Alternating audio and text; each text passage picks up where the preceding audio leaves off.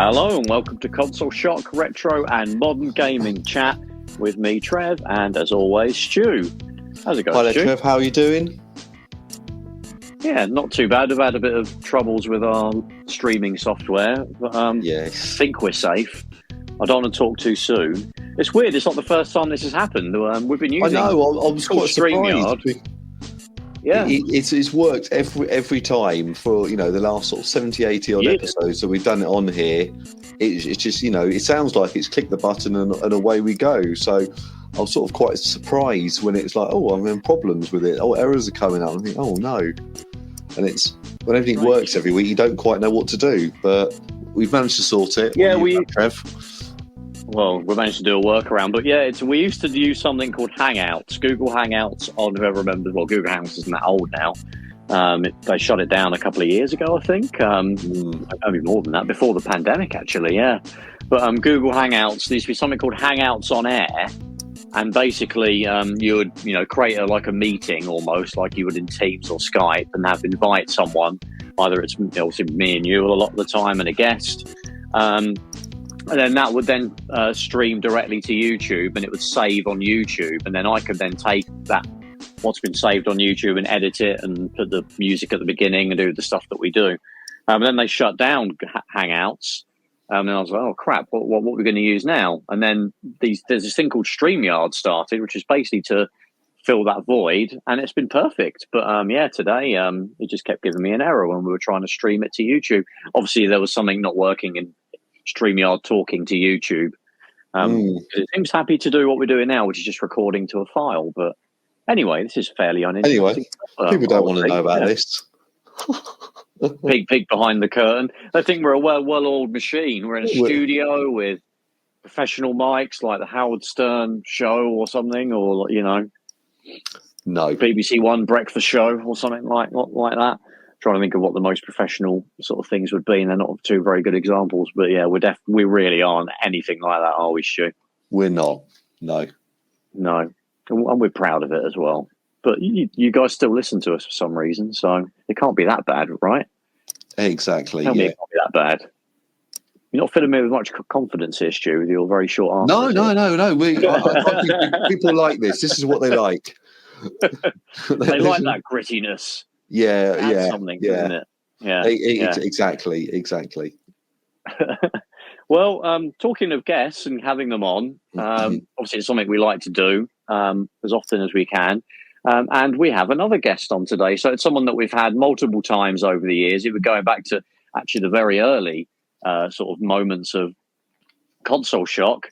And it's Ravi Abbott. Thank you for joining us again, Ravi. Oh, thanks for having me on, guys. It's always a pleasure. Great to have you back. Yeah. And, I enjoy the kind of grittiness of your podcast. I think it's good. Oh, thank you. Thank you. And Ravi, we enjoy the professionalism of your podcast. It's all edited, though. It's not live. You see. Yeah. If you hear it when it's live, it's not that professional. No, I don't believe do a live episode. You do a live episode. Oh yeah, we've done a few actually, and they're always a bit scary. You do the quizzes and stuff, don't you? But they're edited a lot as well because. Okay. Yeah, there's all sorts of mess ups with the buzzers and all that kind of stuff. Coordinating about 6 people at the same time. Oh, lots of profanities. Yeah. Well, we like that. It's good. We should release an uncut version or something to for the biggest fans. A blooper reel or something. Like that. Exactly. Yeah. I mean, talking of the Retro Hour, you've been doing that for a long time now with Dan, of course, who also has been on the show on Console Shock. And I mean, it's incredible how long you guys have been able to go. I mean, you've obviously gone way past like 400 odd shows now. Did you ever think for a second that you would get? Was there even a plan when you started? Was it limited? Were you thinking you would only do it for so long, or how are you feeling about that? 8 years now we've done it. Which, wow, just oh my god, a bit mental. And there was no plan. It was just like, let's talk to people we enjoy talking to about video games, and it's kind of stuck with that and continued. But during that time. You know, we've had the pandemic, we've had all sorts of stuff, but we've still managed to do it every week, which is a bit nuts, but it's really good. I think you've got a winning formula, and that's what people want, you know. Yeah. And I think a lot of people, you know, some people listen sort of every week, and then I'll be honest, like myself, is sometimes like, oh, actually, yeah, I want to listen to that guest, or I'm not as interested in that one, so I might listen to, you know, the first half an hour when you talk about the news, and then maybe not listen to the guest, and then the next time I'm actually fast forwarding through the news because I really want to listen to the guest. I get from a lot of people, I get like, oh, sorry, I couldn't listen to every episode. There's just too much. And I'm like, you don't have to. You can just pick and choose what you like. Yeah. But thanks for that. Yeah. We still enjoy it, and that's the key. I think why we enjoy it is, you know, it's myself, Trev, and, you know, sometimes we have a guest on or we have Al on, and then we just sit down and sort of chat about sort of video games, you know, things that we're genuinely interested in. And I don't think I could do sort of a podcast that it wasn't a subject that, you know, you had a general interest in. And you know, I think I'll find it sort of quite difficult, and it wouldn't be, my heart wouldn't be in it. But I think, you know, with yourself, you can certainly see that, well, actually, you know, you want to do it. I'm sure you've had a couple of, you know, times you go, oh, God, you know, I just want to come home. I've got a bad cold and I've got to record a podcast, and, you know, you want to lay on the sofa and, you know, something like that. But in reality, probably 99% of them, and the same with this one, you know, I really enjoy doing them, and it's just great to get involved with it and, you know, chat about something you enjoy.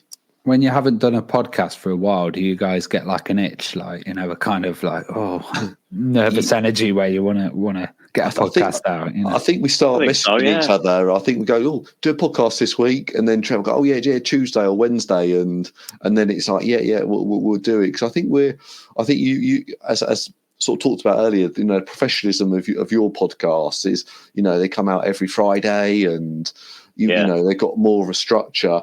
When I think with myself and Trev, it's, you know, we'll quite have, you know, not a WhatsApp group, but we're on WhatsApp together, and we'll, you know, sort of think about sort of ideas about sort of what subjects, what are the news stories.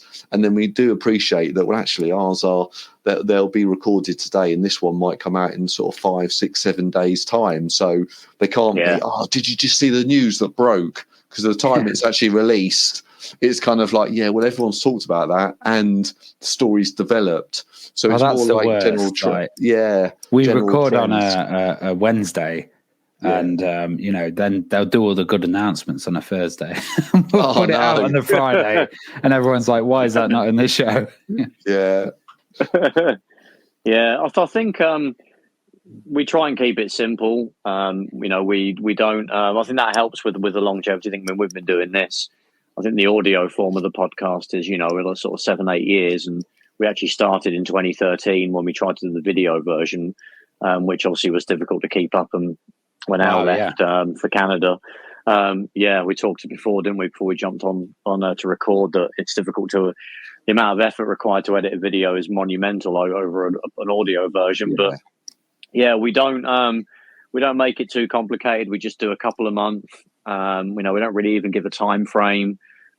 We just sort of chuck them out there. We do have it on YouTube as a big thing, and but I think we do a lot better in terms of the downloads, don't we, Stu? And like, we did a recent one that was just about DVDs, wasn't it, and Blu-rays, and that one kind of blew up a little bit for us, you know, on downloads. It was amazing. We did one about sort of all retro video format, VHS and VHS, Betamax, and laser discs, and it was I think it's like one of our best ever sort of episodes. I don't know if that's just sort of caught, you know. I can imagine you got a lot of people interested in that would be into like horror movies and, you know, all the kind of history of like the formats.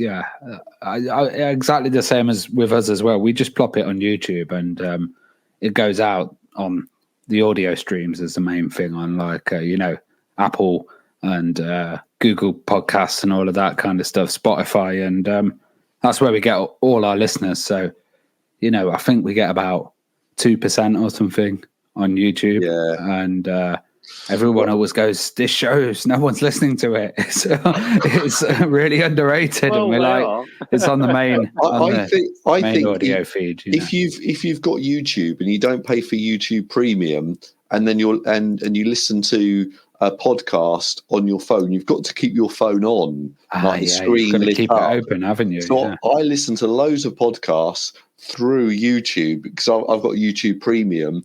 And one of the things I didn't realise was actually, because I've got Premium, like I listen to DF Direct and a few other things, and it'll just be like, playing through my AirPods, and it's like a podcast. Well, it is a podcast, but it's coming through YouTube. So I think I devour them as well. Other podcasts. If I'm not doing a podcast myself, I'm listening to someone else doing one. Yeah, it's the same. Probably most of the podcast stuff I watch or listen to is on YouTube. Yeah, like yourself, Stu. And in terms of ours, I think the only sort of episode that's gotten anywhere near kind of decent views on YouTube is actually the TJ Davis one we did years ago. I don't know what it is about. So TJ Davis, people that don't know, you can check out also the episode, TJ Davis, but she was the singer on Sonic R on the Saturn. So the soundtracker for the Sonic the Hedgehog racing game, she did the singing, and we got her on to the show, and she was absolutely lovely. One of the most nicest people you could ever speak to. But yeah, that one, like when I look at the stats, it's just constantly watched, and it's hit a few thousand views, and we get the odd comment will pop up every few months about it. She's done more interviews and newer stuff that people might be a bit better to listen to now, because ours is a few years old now. But there's that one. And Trev, to talk about that one, and Ravi, you might have a sort of a comment on this, but I thought that was actually quite a hard one to produce, because she obviously didn't really have much. She did have a sort of an interest in video games, but similar to someone. They play FIFA a little bit or something like that. So it was it was talking to her about the time she worked with Blur and a few other artists, and the studio process, and it was like, well, actually, God, things I really I had no knowledge of, and I remember it was a great podcast. It was really good to sort of hear her stories and things like that. But then we couldn't, I found myself, I couldn't make references to the Amiga, or I couldn't, make our retro Review Tech USA jokes that we might make through an episode and things like that. So I actually sort of felt a little bit like a proper interviewer of sorts. Ravi, have you had any situations where you've had people that they're big in the video game industry, but they're not really sort of super fans of it, or? Well, even, so we had Andy Crane from Bad Influence. I was going to say that. I remember that episode with Andy, because I never realised you're about to say this, but he never played a game in his life. He was he was like, I don't remember any of it. Like, I'll come on, and I think he said all he remembers was Mickey's Castle of Illusion, and that was it. And then, like, once we got him going, suddenly the memories start pouring out, and then you can relate on other stuff as well. So, like you said, with old technology, you can relate on like videos or something like that, and you suddenly find their interests. Like we had Utah Saints on as well, who would talk about the music and stuff behind it, but they also had a bit of video game knowledge as well. So it's good though, because you never know which episodes are going to be popular. Like you always put one out and you think, oh, this one, loads of people are going to listen. And then it's the most obscure one you do in the world that suddenly gets really popular. Because at one point I made a naff joke where every episode I would say, next week we've got, some sort of, the creator of Metal Gear Solid, or something, some horrendously famous person that would never sort of be in our Bill podcast Gates or something. Yeah, exactly. Yeah. Well, next week we've got,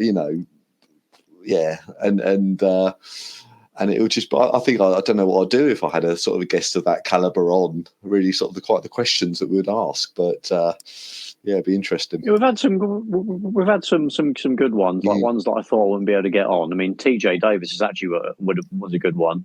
I was trying to find, and I got close to getting. This is a really deep cut and a random one, but I used to love International Superstar Soccer 64 on the N64, and nice. I had an idea of I would love to get the guy that did the commentary. Oh, wow! And I thought it was going to be a chap that. So yeah, the guy that did the really absurt, was he like his head's full of lead and his the ridiculous he's got ridiculous like catchphrases and stuff, and I thought, maybe it is some kind of commentator from back in the day that wasn't like a big famous one, but perhaps did like local radio for local football. And Konami somehow, maybe he was cheap, so they thought we'll get him instead of Clive Tildesley or someone, or John Motson. And doing a bit of research, it was actually a Shakespearean actor. Oh wow! Wow! Yeah. So it was a Shakespearean actor. Obviously, it was just a gig, for him to record all these. Might not have even been really aware of how these weird lines. I'm sure he knew it was a video game and it was a football video game. They should have obviously. Like Shakespearean commentators on football. You press a button on your remote. Yeah. But I mean, I got his name, and because you could just look up the production credits, but at the time I couldn't find a LinkedIn or anything to try and get in touch. I mean, obviously you're always treading on eggshells a little bit, as you probably know, with getting guests on. Are they going to really be interested? Like, will they understand what we do?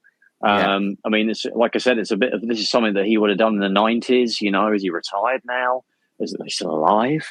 It's like unfortunately, that was one that I didn't get. Also, I wasn't sure how popular it would really be. Probably not.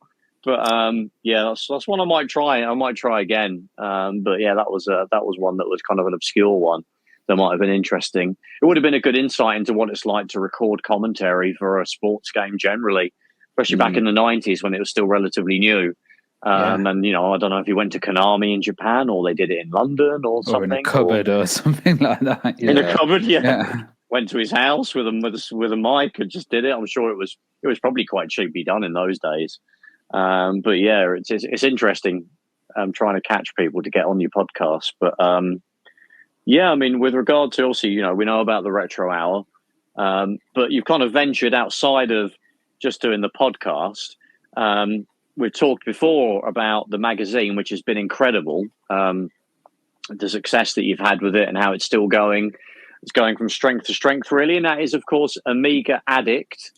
I was chatting to you today, Ravi, and I said that, I was where I work next to Paddington Station. I was in the W.H. Smith, and sure enough, there was a copy of Amiga Addict.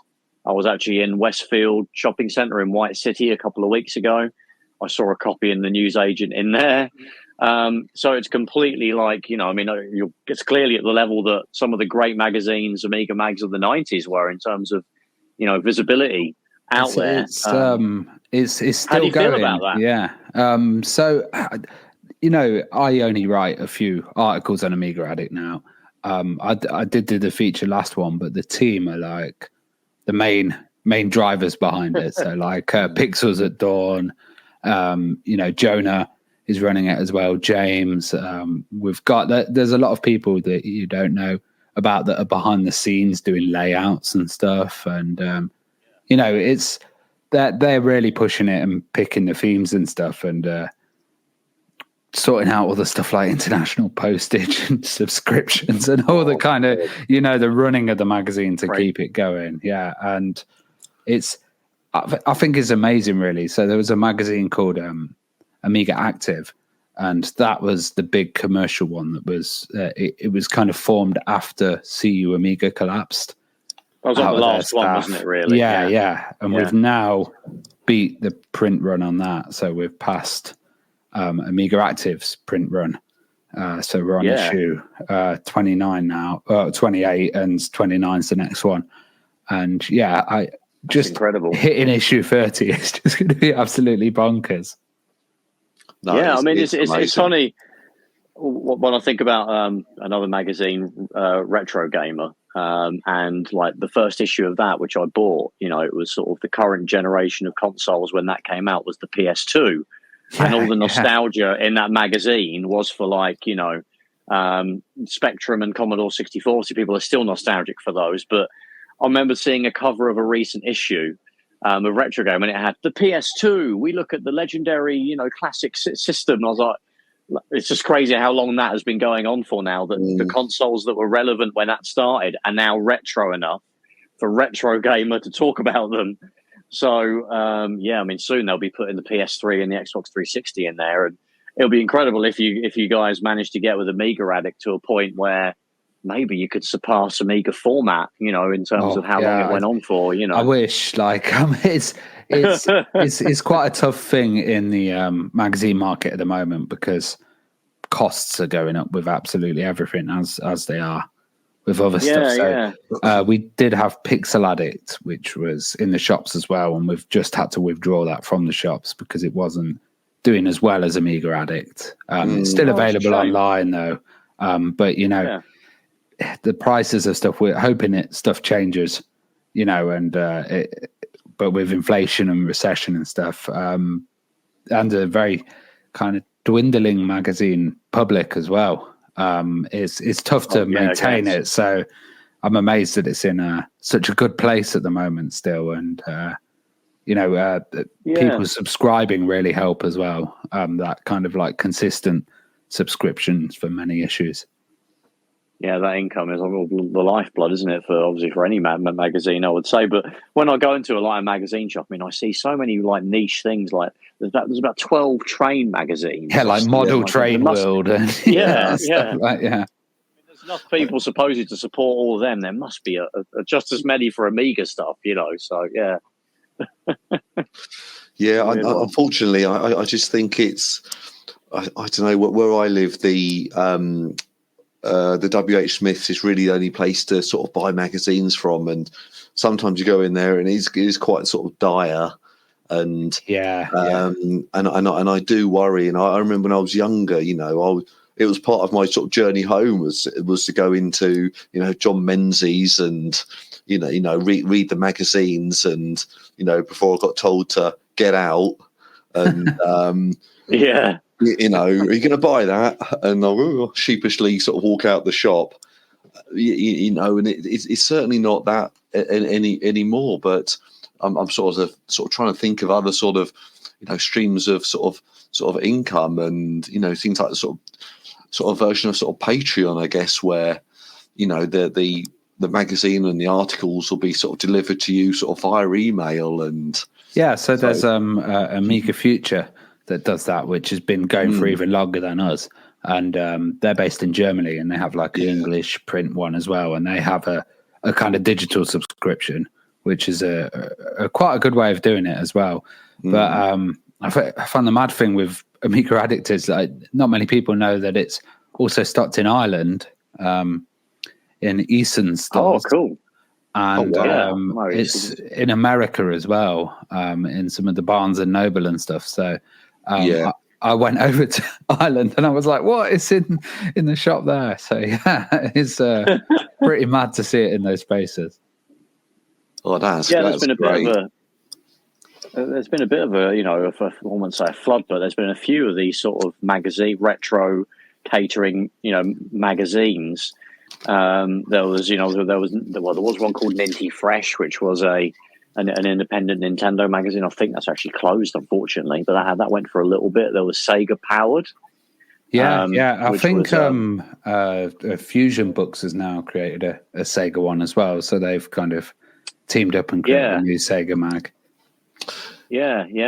In Amiga Addict, do you kind of sort of talk about other magazines, and I know obviously Sega Powered, or it's not an Amiga sort of magazines, but sort of give them shouts outs. And because I know you sort of talked before about the Amiga Future, the German magazine.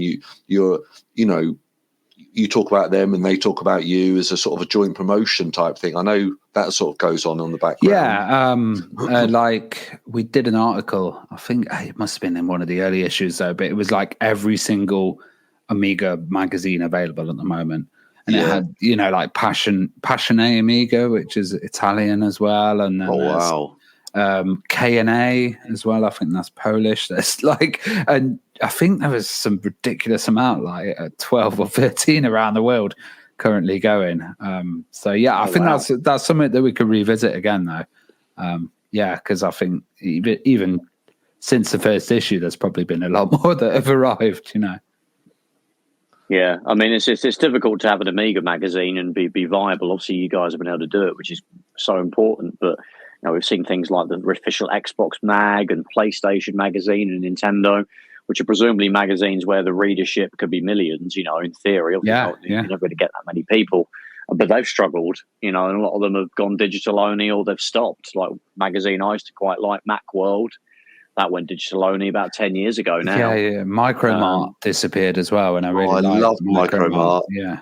I mean, that was super cheap, and you think it would be something that people would just casually pick up, and that would support the volume that they would have needed to keep it in print. But I guess not. I don't think no one's tried to resurrect that in any way. I don't think, or there's no digital. I think Micromart was very advert driven, and probably 75% of it, you know, were adverts to.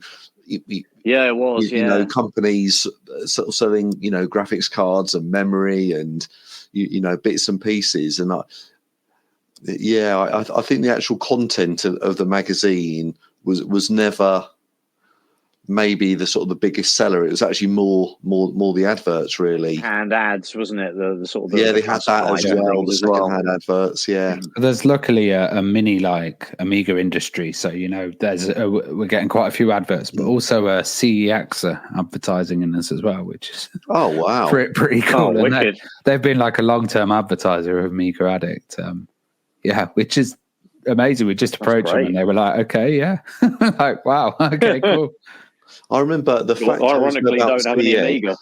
Yeah, they did sell Amiga games. Yeah, is a bit off. But Charlie Brooker was one of the founders of CEX. Yeah, he did all the cartoons. When you walk in, he drew. Yeah, that sort of cool character, and I don't think he has any involvement sort of with it now. But I remember hearing Charlie Brooker. It's on the Wikipedia page. Yeah, he was certainly involved with it at the very early days before it. You know, it's started smelling.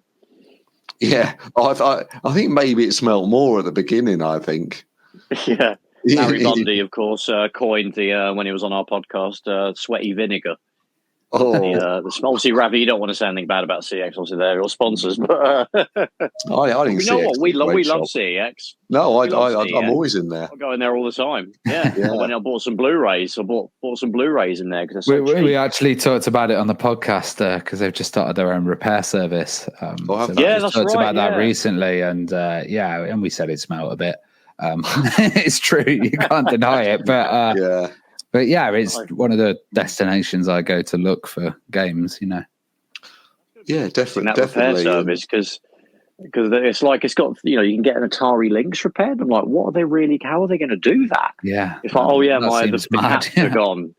Yeah, well, I mean, they seem to think they can do it. Although I know it's not actually CEX; it's a third party that are kind of plugged into CEX's website now. I think, isn't it? I think it's cool that, you know, that someone on the high street can offer that. I think that's pretty mad, that we got to that point. To repair old stuff like that, yeah. It's nice to have that option, though. You know, if you want to get your Mega Drive fixed or something, there's someone that is, you know, fairly accessible that will do it, as opposed to some, you know, one-man band thing, which is fine as well, of course, on the internet. So it'll be interesting how well that goes. But yeah, obviously there's the magazine, and we'll see really all of us are happy Amiga fans that we've still got that going, and hopefully it'll keep going, and we'd love to see it beat Amiga format and go beyond that and even further into the future. But you've also got lots of irons in the fire when it comes to the world of the Amiga. But a big thing that's coming up for you that you're actually, you know, organising is there's an Amiga convention coming up in June. And can you just tell us a little bit about this Amiga convention that's coming up? Yeah, so this is a kind of crazy thing. When I was a kid, like my dad used to do video game festivals.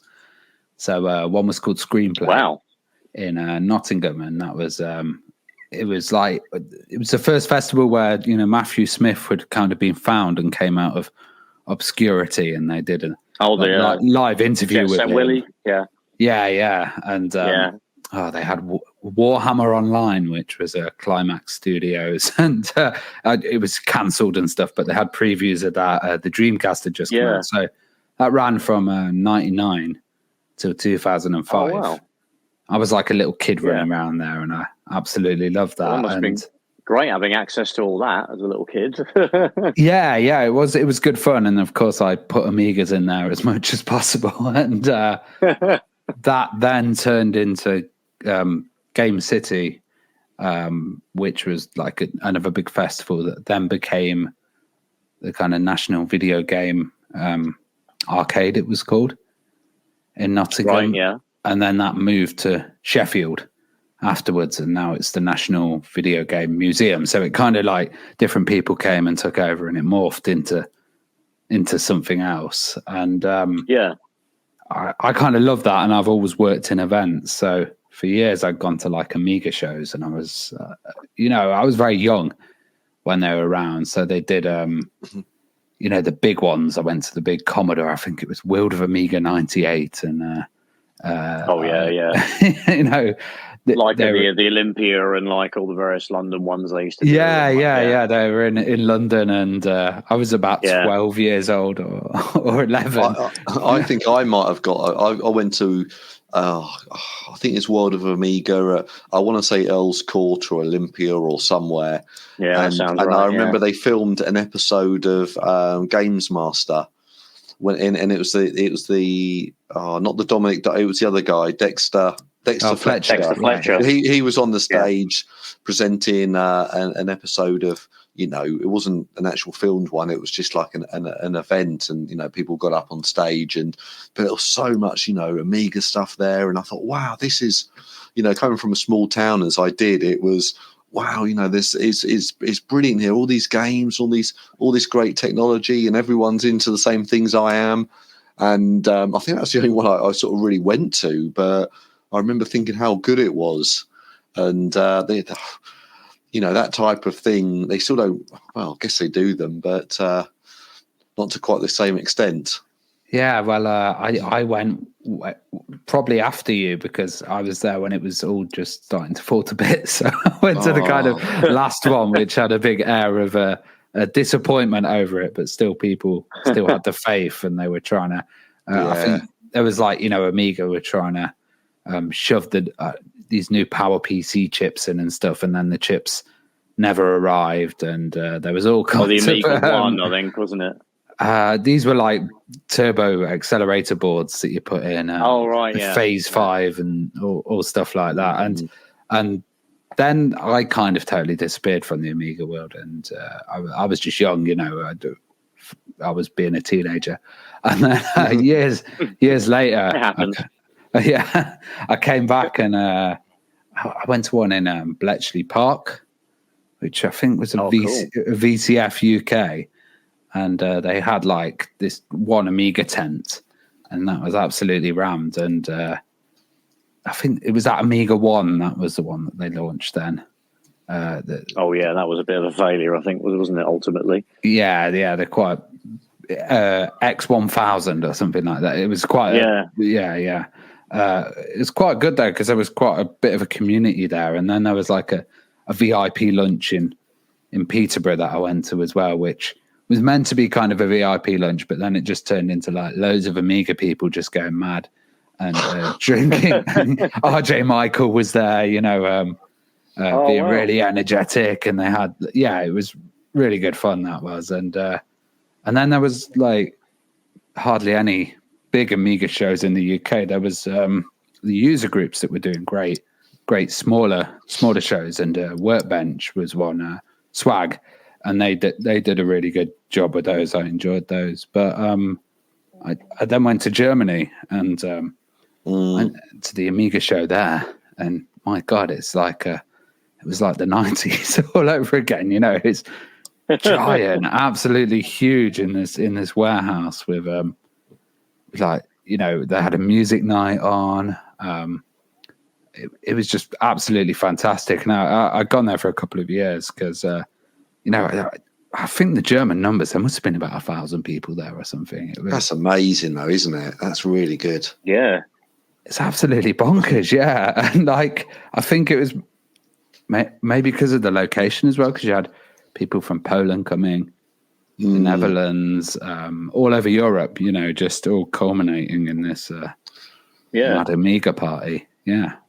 So I think my dad worked in Germany, obviously years and years ago, and that's actually where I remember he came back for Christmas, and he brought back an Amiga 600 from Germany. So mine was a German one. If that was, I can't imagine there was any sort of difference other than maybe sort of the plug. Or the key map, maybe. I don't know. I think actually, actually that's a good point. And I remember maybe sort of 3-4 months later, it went wrong, and I had to get had to buy a modulator to go onto the back for it to work, because I think the 600 had the modulator built in. But anyway, that's by the not important really. But I think the Amiga was obviously, I think it was more popular in Germany than it ever was in the UK. Yeah, do you reckon that's a true statement, or it's always been a battle, Germany and England, and the kind of in more ways than one. Who's bigger than the other? But also Escom owned Amiga. Oh, of course, they're a German company. Yeah, so I think they had a bigger, later following as well, and then Poland. Poland had a lot of late Amiga developers that came and joined and kind of pushed it on a lot later on, and I think they got a lot of benefits from that. But last year I saw that, and I just thought, let's go mad and just do an event ourselves and see.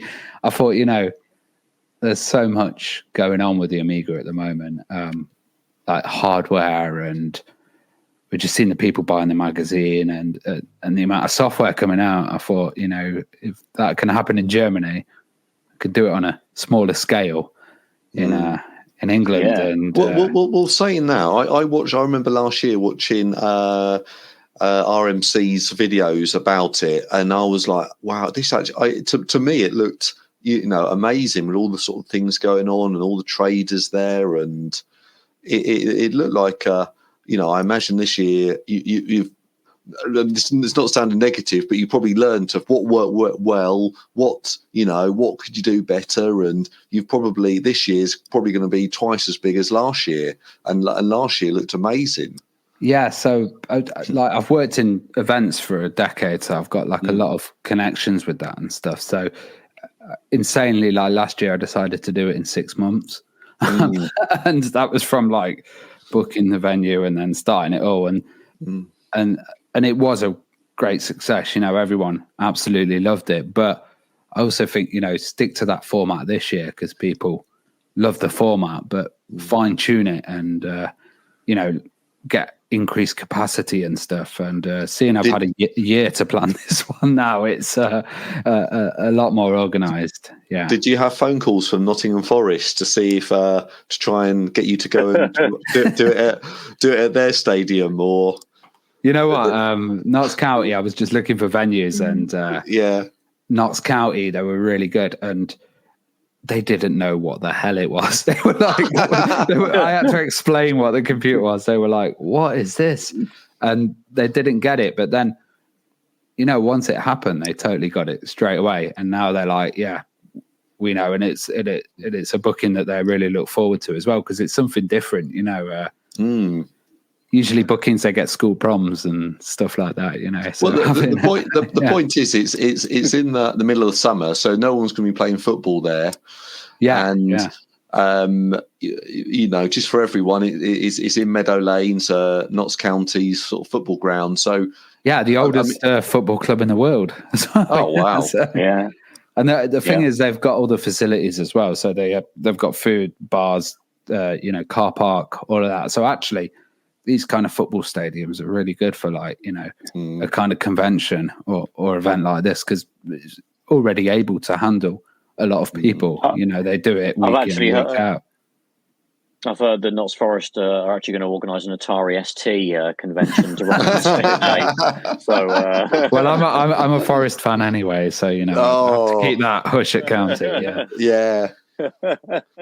Yeah, Trev, you shouldn't say Notts Forest. It's Nottingham Forest. Yeah, well, that's the big mistake. But so last year, so all of you not Nottingham people can go away as far as I'm concerned. So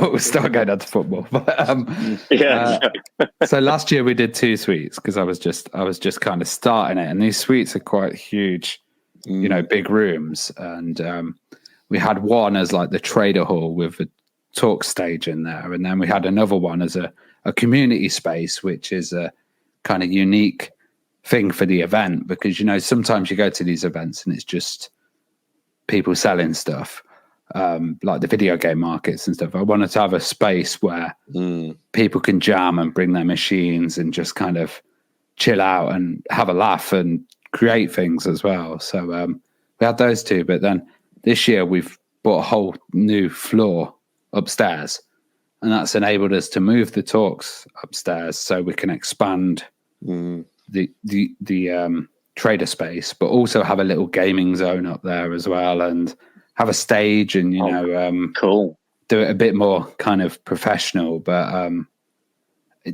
so all of that kind of stuff's getting refined. Like one of the air conditioning units was broken, so everyone was sweating in the trader hall, and we've got that fixed this year. Nice. So in the summer that really helps. But you could just say you were trying to recreate that. You were trying to recreate the CEX kind of atmosphere. The smell. We were trying to body odor and no, it was really good, and like universal feedback. Like 99% of the people loved it. So I was blown away by it, and I've also got another aspect of the show, which was the kind of maddest aspect of the show, which was the after party as well. And last year that ended up becoming a kind of rave. Really? Yeah, we did it in like a brewery in the city, and it's my mate's brewery, and we kind of hired the place and had a sound system. We ended up blowing the bass bins in the sound system though. So were you the DJ for it? So I know you do a lot with your obviously Amiga and music and things. Well, I DJ'd, but we had a mix of people. So we had John Hare doing sensible software. He was doing like Cannon Fodder theme song live. Oh wow! Yeah. We never been so much fun. That's it. So if you if you broke the speakers or there was too much bass, was that when you were playing Bomb the Bass from Zen and 2? No, that was God. So then we had a kind of synth music soundtrack going on with Rogue Reneg, who like plays live Amiga synth, and then DJ Hoffman. I think that was when the bass bins went, which is he does drum and bass mixing on the on PT1210, which is like this Amiga software. But this year we've gone absolutely bonkers with that. So I'm trying to make the after party like a video game music night for kind of everyone, not just Amiga fans. So we've got a city centre venue now, and David Wise from Rare, who did Donkey Kong Country. Smash Bros as well, Battletoads. So he's going to be performing those live as well, and he's going to have some special guests as well. So Nottingham has quite a few of the Rare crew in town, from Nintendo's Rare and it's famous tunes. Well, it was in Leicester, wasn't it? Or Twycross, sorry. Twycross, but then Rare was, like David Doak as well, GoldenEye, he might pop in. Oh yeah, he's in it. And they all play together in this like Rare band, which is really cool. So they're going to play together. Then we've got Vogue Reneg again, and then we've got Hoffman DJing kind of synth and then drum and bass, and then to headline we've got Pete Cannon, who's he's a commercial DJ that's done like adverts for like Adidas and David Beckham and stuff, but he uses Amigas to produce the beats. Wow. Oh my God. He's like in the charts at the moment, and he's like does hardcore and jungle. So that's going to go to like 2 a.m, a hardcore jungle set. So more major speaker damage coming. Yeah, exactly. So I think that's going to be a total balmy element of it. And the idea is kind of everyone comes to the expo, and then on the Saturday night, we all go to the party till the late hours, and Sunday people kind of slowly come into the expo and just, walk around. And was it Kanye West who used to use the Amiga? Yeah, Any thoughts of getting Kanye West to the UK Amiga Expo? Did you make that phone call? Kanye, we need you out there. Yeah, exactly. And he's probably How many million? Kanye, you can see when he does this interview, they talk to him about the Amiga, and his eyes like spark up, like he's still got Amiga fandom in him. I think it was his first sampler that he used, and he made like tunes on Pro Tracker. So, oh wow, it's pretty mad. Calvin Harris as well. He'd be good to get. Yeah, exactly. I'm sure they'll probably you can up with one of these guys just approaching you. I'd think, but they might not even know that there's these sort of conventions. But you're getting them out there, so that'd be incredible. Yeah, that's the thing. It's getting the word out, but also like these shows used to be great points for the Amiga companies to be able to sell stuff, get some money going for their company. Get rid of stock, and also do like announcements for hardware and stuff. And I think having that kind of annual show really helps benefit everyone, because they can, do their thing or even meet people and create projects together, and then cool stuff comes from it. And, I'll try and keep it going as long as I can, basically. Yeah. So you're hoping to make it an annual thing then? Yeah, this will be our second year running, and cool. The world's expensive and tough at the moment, and I try and keep prices down and try and keep it going as long as possible. I'm more interested in making it become a thing than making a lot of money off it. It's anybody kind of getting involved with Amiga is a bit mad. And it's kind of just doing it for the passion, and it does cost a lot to kind of set up something of this scale, especially for a single system show, not just a general, retro show. Has there been thoughts to sort of maybe sort of pushing it out to sort of other sort of UK sort of micros as well? And, I don't want to say a swear word, but the Atari ST and... maybe I don't know, sort of a classic 90s micro show. Is that been a thought? Or actually going down the route of, I'm a big fan of the Amiga. That's what I want it to be about. And I think Amiga driven. So so this year we've got Control Alt Reese, and he's got a table of Atari prototypes as well. That's going to be there, and we've got some ZX Spectrum Next developers there. The main act for the after party is Nintendo, and last year we had a Game Boy DJ as well.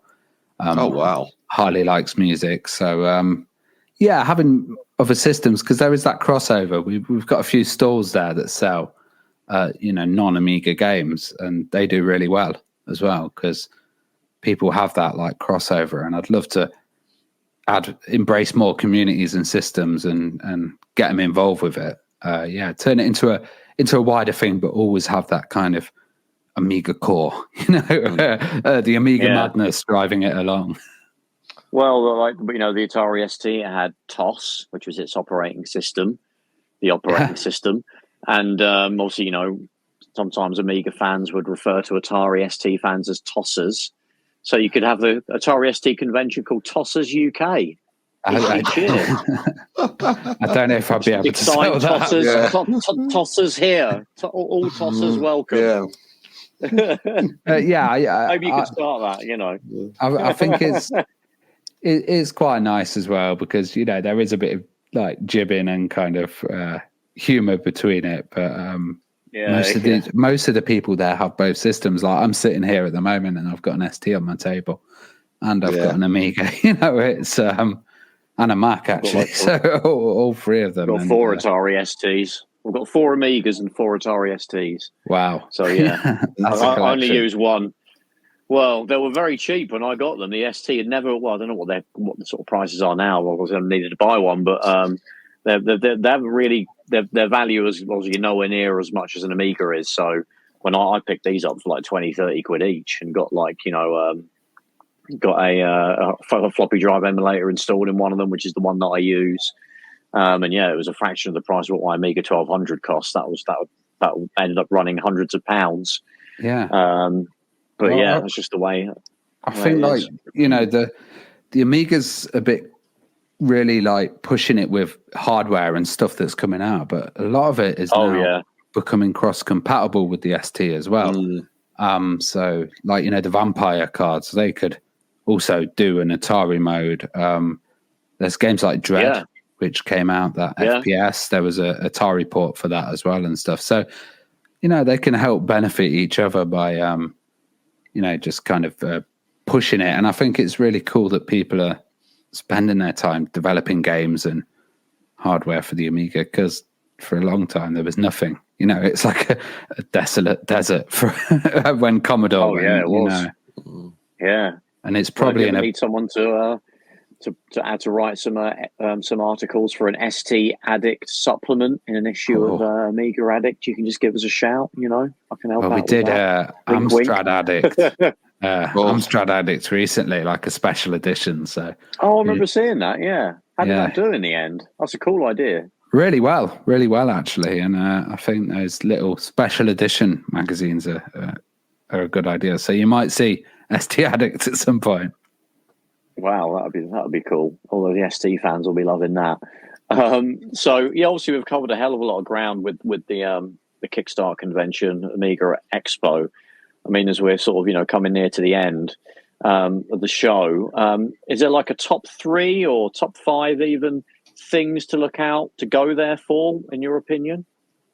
Yeah, I'd say come for the talks as well, because you get to meet some developers and guests. So we got Tony Warriner of Revolution Software, and Beneath a Steel Sky. Stu Cambridge is going to be there as well, from Sensible Software. And it'll be hosted by John Shawler from the Amigos podcast. He's flying over from America, and he's going to be his first big Amiga show. He was on the RMC thing. I think I've just subscribed to those quite recently. Yeah, John was the original host of This Week in Retro with Neil. Yeah. Right. Yeah. Cool. So it's going to be interesting, and I think just come along and meet people and chill. And even you don't have to do the whole weekend. Even if you just pop in for one day or pop in on the Sunday or something, you'll have a good time. Yeah.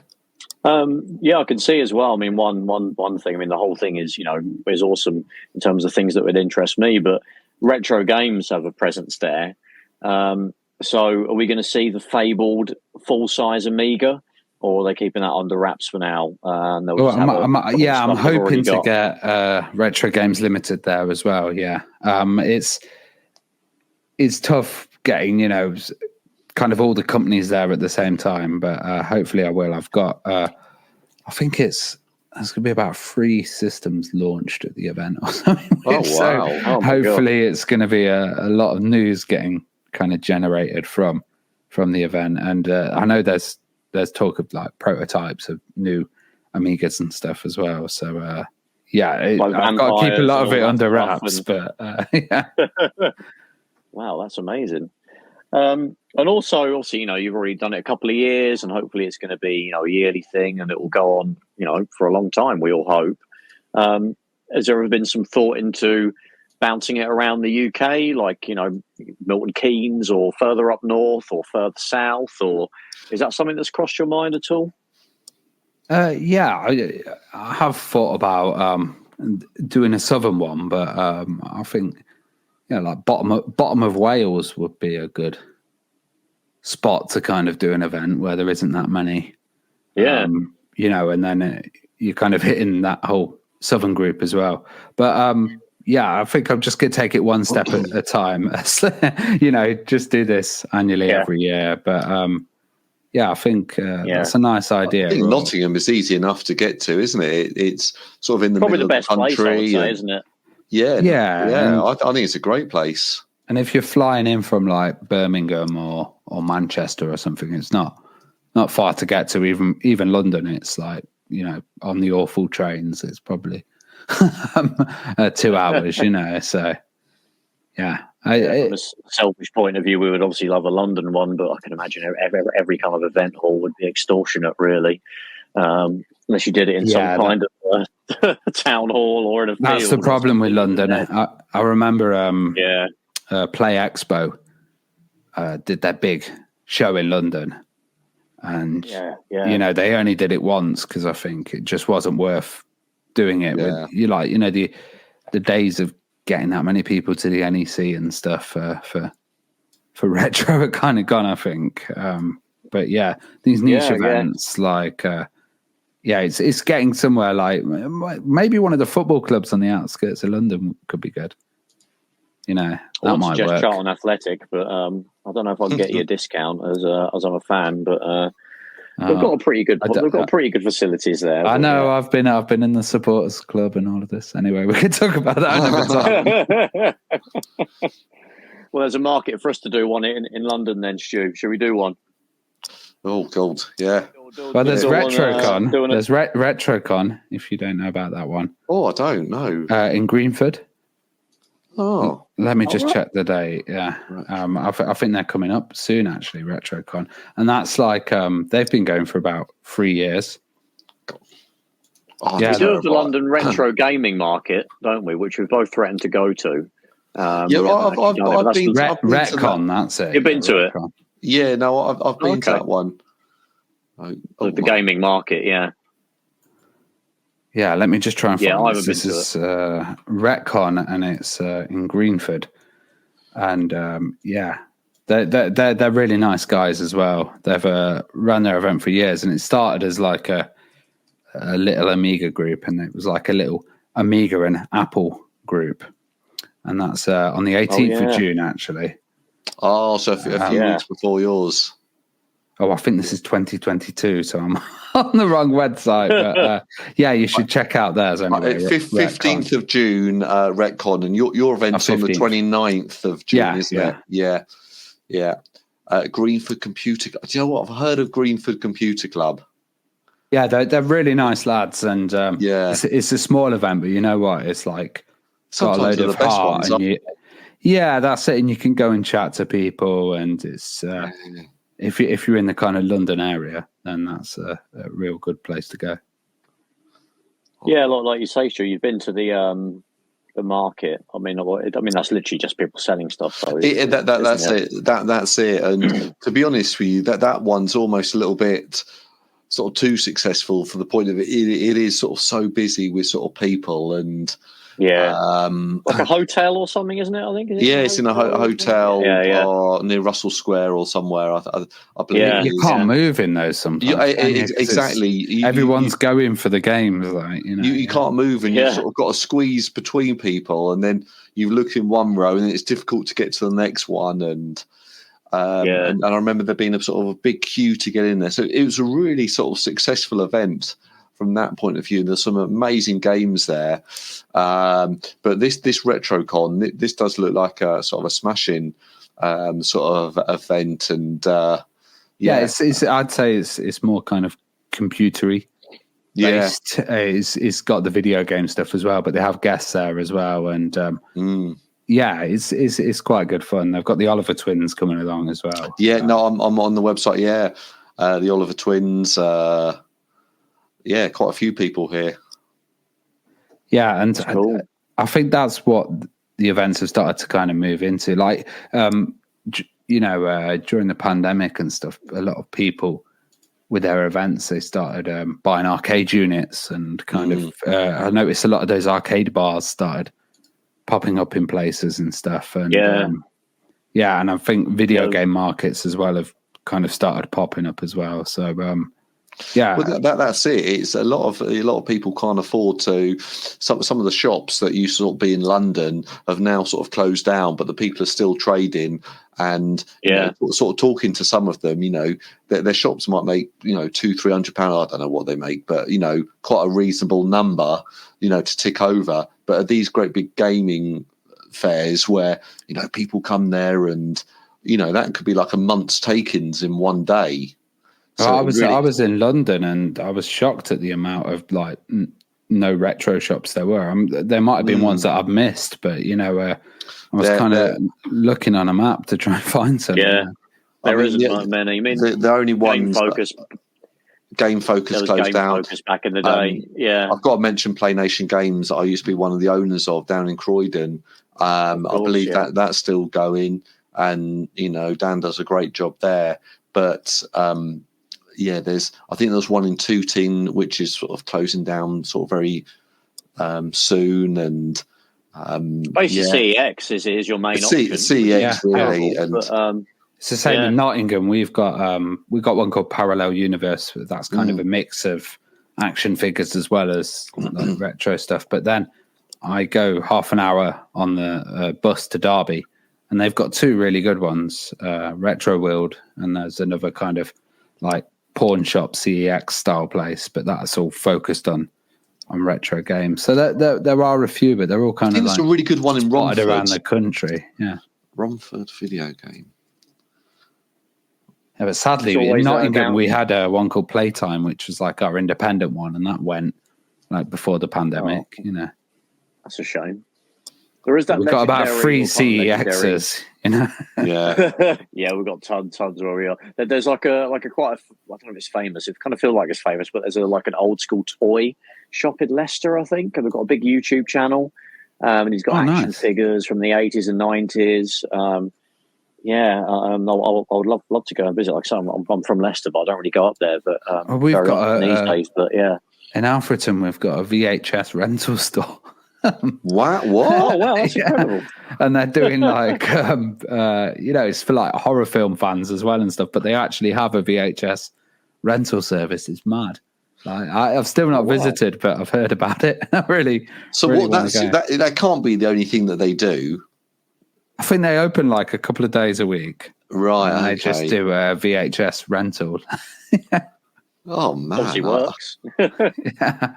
Gold. There is like I was walking on my lunch break. I was walking just going for a stroll from work, and on the days I'm in the office, and I did manage to go. When I was walking past Notting Hill Gate, I did walk past an independent comic shop. There's not many of them in London these days. I'm a bit of a comics fan, so I like to look out for them. And the same sort of it was a single like company, and they had this comic shop, and they also had like a old DVDs and music CDs and vinyl shop as well. Wow. A little bit further down the road in Notting Hill Gate. I can't remember the name, which is really useless for people. But I guess you could look up comics in Notting Hill Gate and DVDs in Notting Hill Gate, and you'll find them. But it was nice to see an independent, not just CEX or or anything. And not in Shoreditch. So yeah. This one's called 80s Video Shop. That's it in Alfreton. And that's a good name. Yeah, I think it's quite cool that that's like shopping for DVDs and these old things is like an experience that kids would never have, and it's kind of like a time machine, a place like that, taking them back. And with the Amiga show, I hope it's a bit like a time machine as well, and some kids can come and like experience kind of a fun side of computing, Exactly. They can experience the world beyond scrolling through the PlayStation store to download their next game. Yeah, that's it. It's basically how it is, isn't it? Yeah. That shop in Leicester I mentioned, there's literally called Leicester Vintage and Old Toy Shop, and it's just like wall to wall old toys. So if anybody's interested in that, there used to be Camden Market used to be quite good for old toys. There used to be a place called Monkey's Emporium. But it closed during the pandemic. They used to have tons of old toys. and now there isn't really anything like that in Camden Market, annoyingly. You'd think it'd be the best place to have that, but yeah. It was like anymore. A big kind of reset, wasn't it, the pandemic? And, you know, a lot of businesses go, and then a lot of new kind of stuff emerged. Like, you know, I noticed a lot more people were collaborating online, building projects and like coming together during that time. So, yeah, it's interesting. Certainly with like Amiga Addict, we started that in the beginning of the pandemic, and, you know, we hadn't all met up in person, and we're producing issues of that. So yeah, it's pretty mad. Yeah, it's the place, the Camden place, Monkeys Emporium. They ended up just moving online only, because I guess it was a lot cheaper than trying to keep a unit open in Camden Market. But it's still sad to not be able to go somewhere, isn't it, and look and hold things and pick them up and just walk out with a bunch of cool stuff. So yeah, which kind of sucks. But anyway, Ravi, so where's the best place to sort of look up and buy tickets and get details of the Amiga convention? Yeah, so if you just go to amigashow.com, and that's our address. Yeah, and cool. Hosted by one of our sponsors, Retro32. So they helped us out with that, which is nice. And Paul Kitchen is our graphics guy as well, and he's been creating some absolutely awesome designs. It's a cracking looking website, to be honest. Yeah, it looks really good. Yeah, it's good. Oh, cheers. Really we've gone for that like 90s, but kind of contemporary, you know, kind of feel. Yeah, it's got the ball on there. That's all I want to see. The boing ball. The boing ball. Don't sue us. So, bouncing around forever in our minds. So yeah, please, everybody, if you've got any interest in Amigas and you want to go and like experience them in the flesh and hang out with other Amiga fans, please check out the Kickstart convention, amigashow.com. It's going to be at Meadow Lane Football Stadium in Nottingham on the 29th and the 30th of June this year. You've got Retro Passion, Amiga Addict, of course. We've already mentioned about some of the developers from back in the day are going to be there doing talks, and you'll be able to see them. So please check it out, grab yourself a ticket and pop down. And you might even get to go. Are people allowed to meet you, Ravi? Or are you going to be hiding around the back drinking beers or something? I'll be watching on CCTV. No, I'm going to be out there on the floor. Yeah, I might be a bit busy, mind, but you know, the best thing about last year was got quite a lot of staff to help out, and you know, called in favors from my friends and stuff. So you know, I should have a bit more time to be able to have a cup of tea and sit down in the chat. Yeah, cool. So yeah, you'll be able to catch Ravi there too. And just generally, Ravi, where's the best place to catch you and the Retro Hour and your personal social stuff that you like to throw out there? Yeah, well, I've kind of stopped doing YouTube, but I'm doing DJing online. So PT1210 Weekender is when I'll be next DJing on the 20th of April. And just check me on my YouTube channel for DJ mixes, and then Retro Hour, and read me in Amiga Addict. Yeah. Cool. Well, thanks so much for coming on, Ravi. We really appreciate it. I know it's been a few times we've nagged you to come on, but for some reason you're happy to come on to our. It's always good to chat. I don't feel like I'm on a podcast. I just feel like I'm chatting between friends, and it's quite casual and chill. You know. Good. Yeah. Who says podcast? We just release it. We just talk to ourselves. Someone happens to record it and release it. Yeah. Stu, where are we on the interwebs? So you can find us, basically search any sort of the socials under Console Shock. So on YouTube, we're on Facebook, we're on Twitter, or X as it is now, all the podcast clients. So search Console Shock on Spotify and Apple Podcasts, and you'll find us. Cool. Well, thank you so much, everybody, as always, for listening to the latest episode of Console Shock. Take care, and we will catch you in the next one. Catch you later. Cheers, guys. Bye-bye. Bye.